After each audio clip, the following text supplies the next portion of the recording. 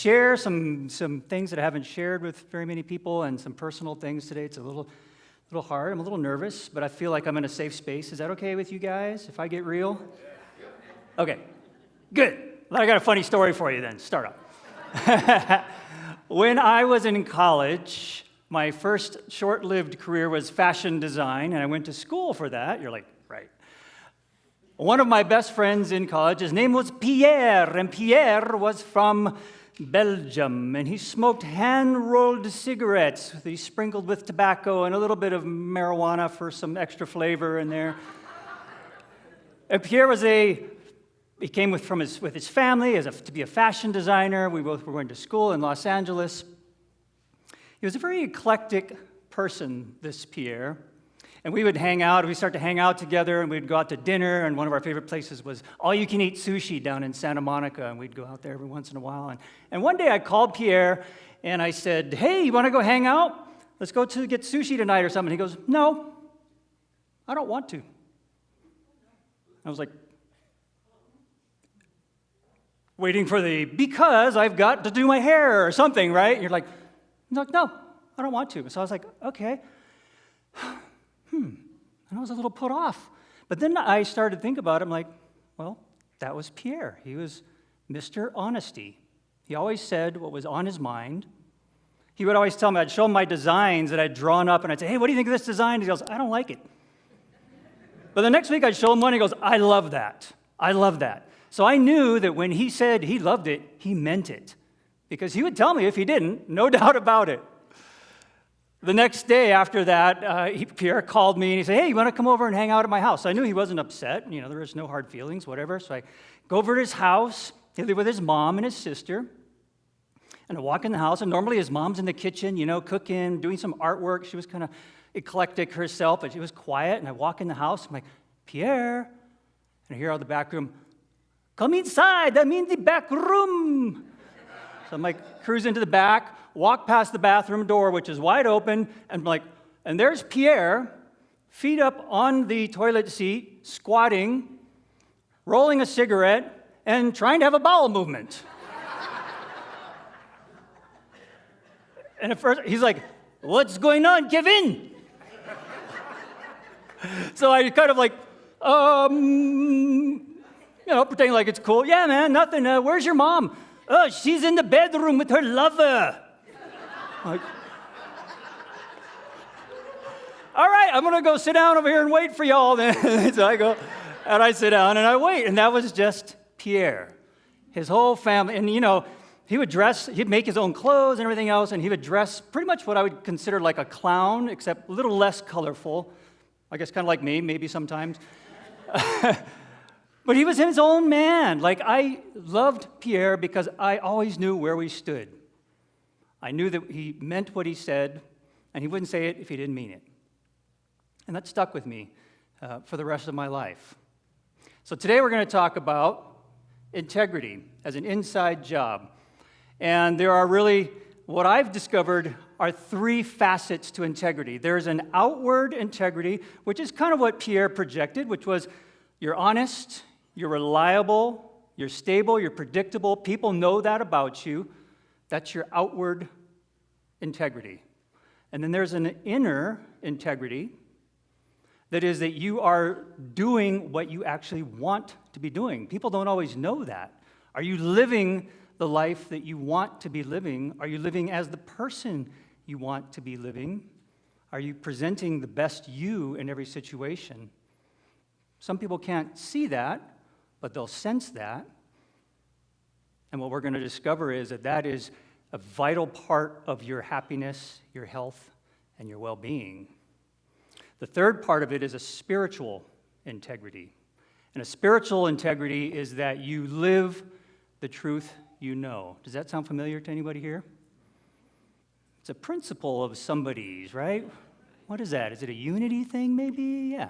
Unity, fifth principle, is we don't just learn about spirituality, but we live that truth. We act from it. You can't say, I believe I'm one with everything, but I'm not going to treat those people like I'm one with them, right?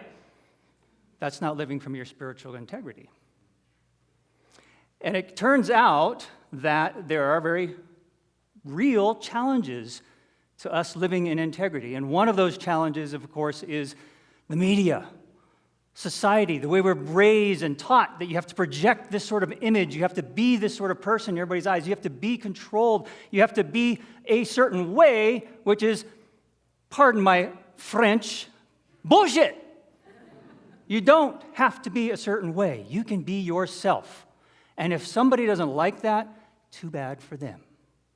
And that's really, really hard for us all to let go of and to just be who we are. We like to think here at Unity that we welcome all you strange critters. As weird as you are, we love it. It makes this place more vibrant, more exciting, more interesting. There we go. Speaking of which,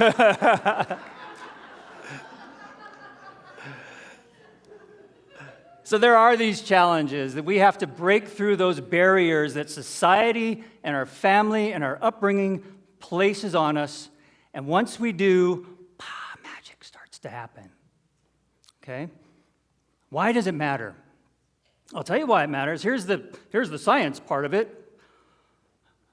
Lots of studies will show when they take, I'm not sure exactly how they determine integrity, but when they measure someone's integrity and low integrity, they find 18% lower risk of lung disease, 11% lower scores on depression scales, and I've found some that are up to 51% lower depression scale, fewer limitations with mobility, and improved performance in activities of daily living. Now, this is weird, right? Like, how does this have anything to do with integrity? But think about it.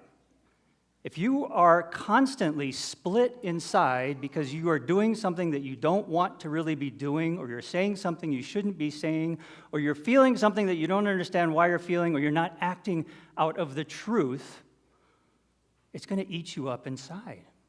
And it does, and it manifests like this. Statistics. We don't want to be a statistic.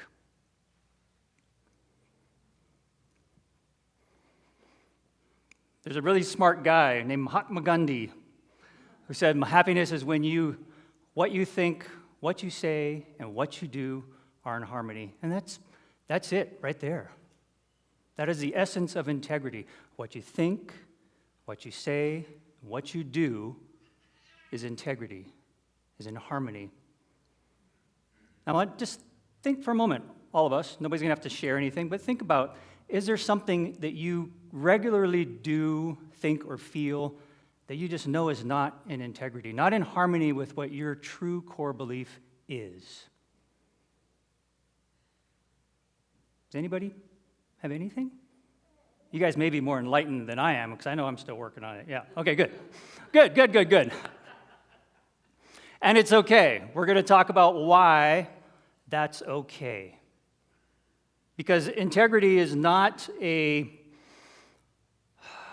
it's not a destination, it is a journey. And anyone who tells you I am in perfect integrity, if I stood up here and told you that, I would be lying my arse off. But you can tell when you're on a journey, and I'll tell you how in just a moment. And I want you, if you have a notebook, a piece of paper, or if you don't have it with you, I had some cards, I forgot to give them out.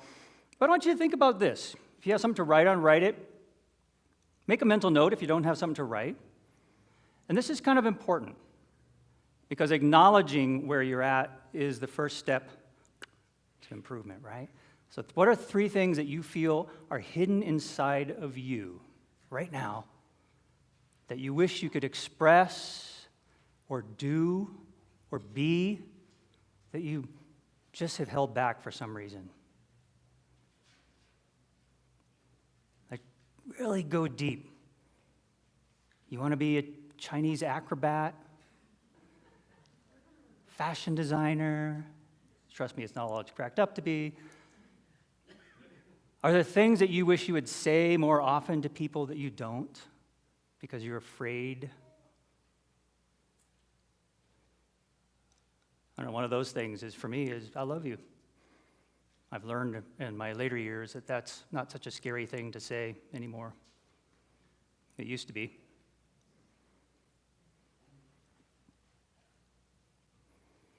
So some steps to growth. First of all, and really, really important one, awareness. And here's the big thing. Being self-critical is not the same as being self-aware. Sometimes we confuse the two, right?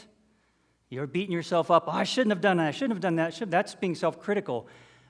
Claire gave me a great example the other day. We had a newcomers dinner, which was fabulous, by the way. Who was at our newcomers dinner? I see a couple over there. We had somebody else over there. Good. So you guys didn't know this, but after you guys left, she's like, dang it, I should have offered them coffee. Oh, I should have had something else. I should have done that. I totally forgot about this. I totally forgot. And then after a while, she says, no, wait a minute.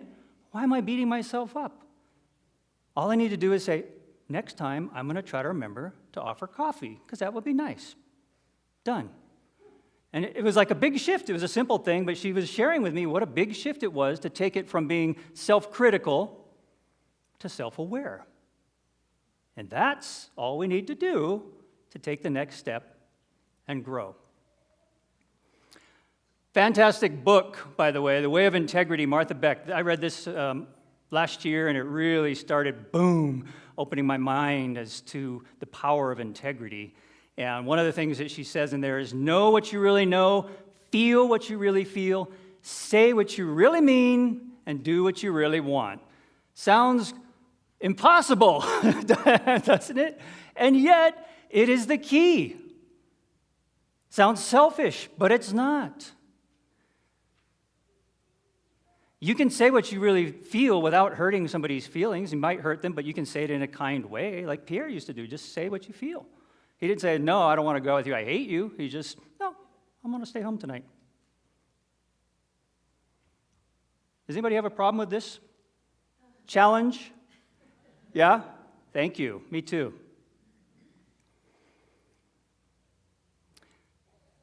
If you are a journaler, this is a really powerful way to start becoming more self-aware, not self-critical, but to write down the things that you saw yourself doing that you could do better, and just start writing. Next time I will, boom. Next time I will, boom, in your journal. And you notice them. And as you start to catch them, they start to disappear. And those little things float away. Here's one that I really feel is powerful. Sounds like a paradox. Say yes more often, say no more often, and say, I don't know more often. What does that mean? Yes more often. Don't be afraid to try things. It will push you out of your comfort zone, that are expand. I want to be that clown fashion designer. I'm going to do it. Yes, I'm going to do it. You could say no.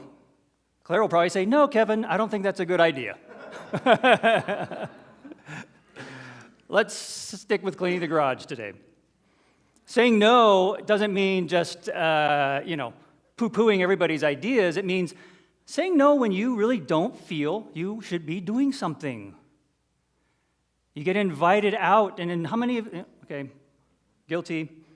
You get invited out by somebody you don't really know, and you're like, I don't think I would really actually enjoy hanging out with them. So they call you, hey, want to go to coffee with me?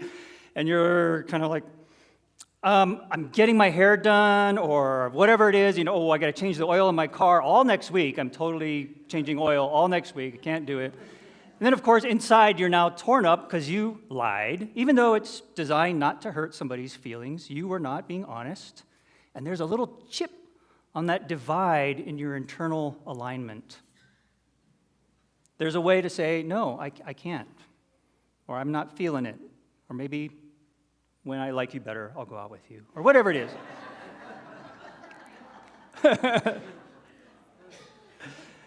It's okay to be like Pierre and to say, no, I just really don't feel like it. And it's going to be hard, and I guarantee you, you will build more respect for yourself by being straight up honest with everybody than by making excuses that they're going to see through anyway. Saying no, I don't know is vitally important, because if we think we know everything already, is there any room for growth? Nope. I don't know. Good answer. I don't know is the most powerful thing you can do, because it opens a door.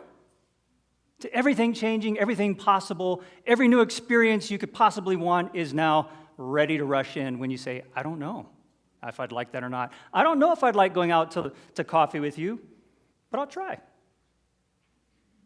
And you. I might go out coffee with you. I think I'd like it. I don't know.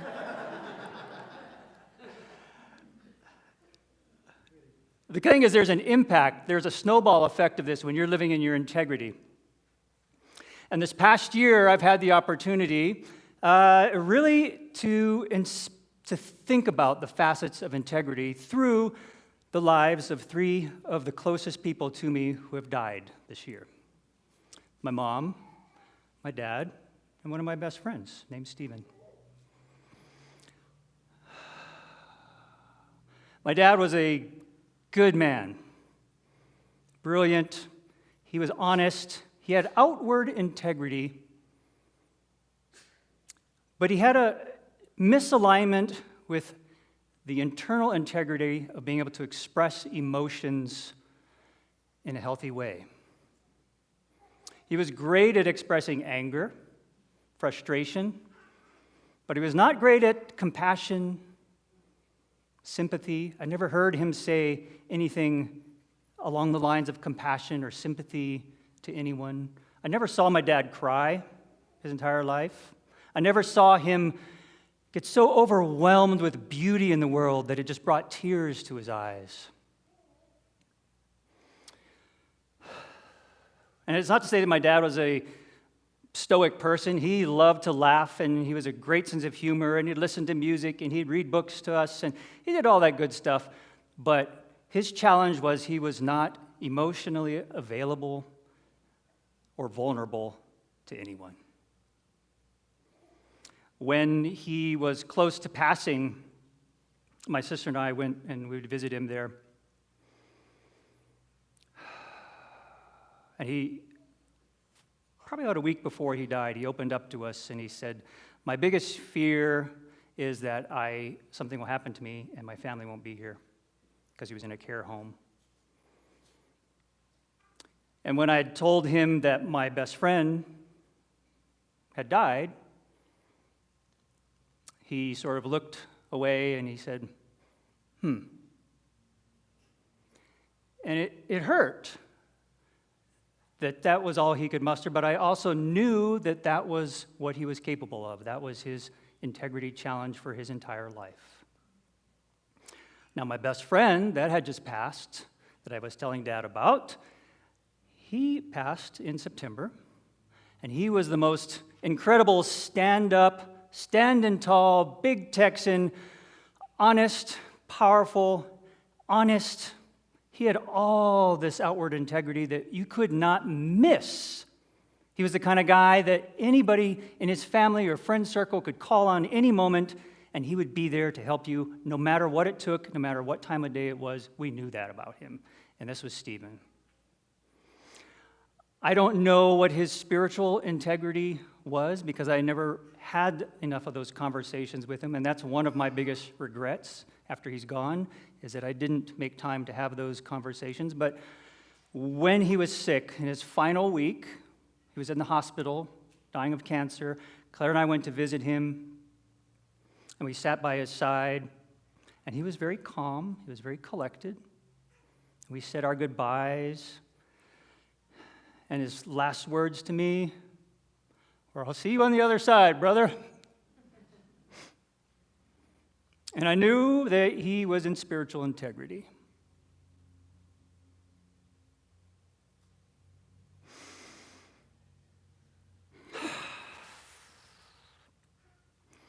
My mom died in April, and she was a bundle of joy.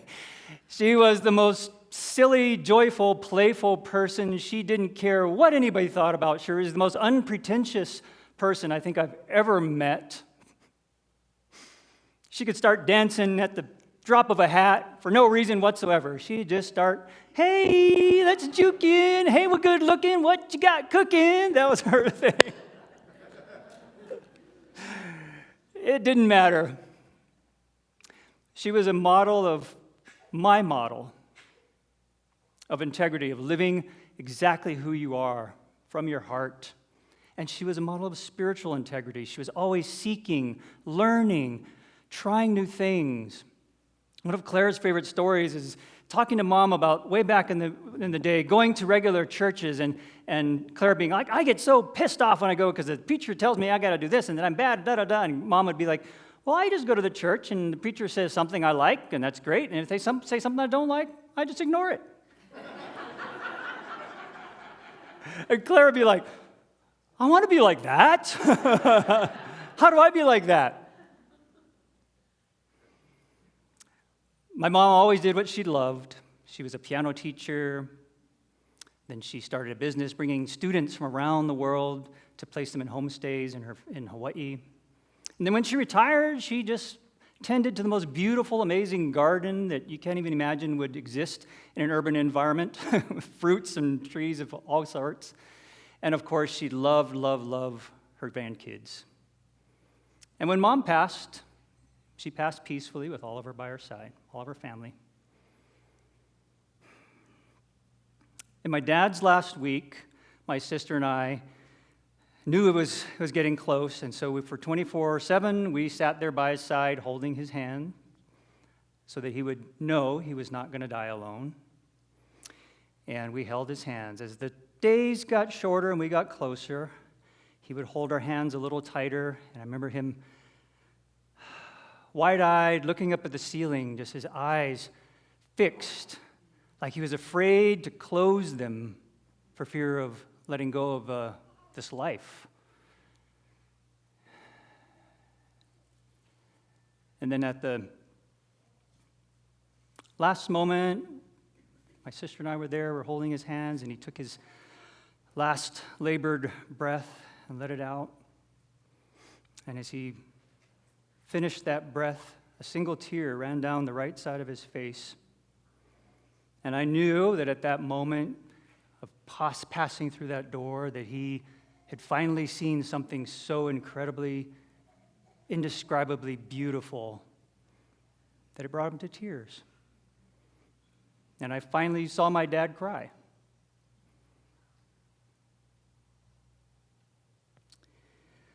So my friends, I want to